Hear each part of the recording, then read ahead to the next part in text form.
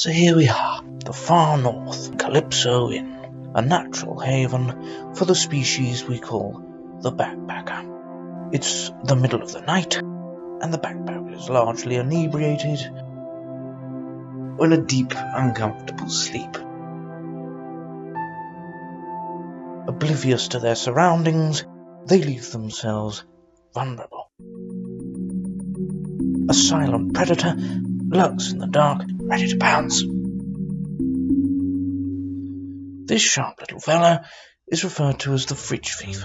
The creature wades through each shelf, scavenging for anything edible it can lay its grubby little hands on. Deterred by labels, the thief has nowhere to go but the free food shelf.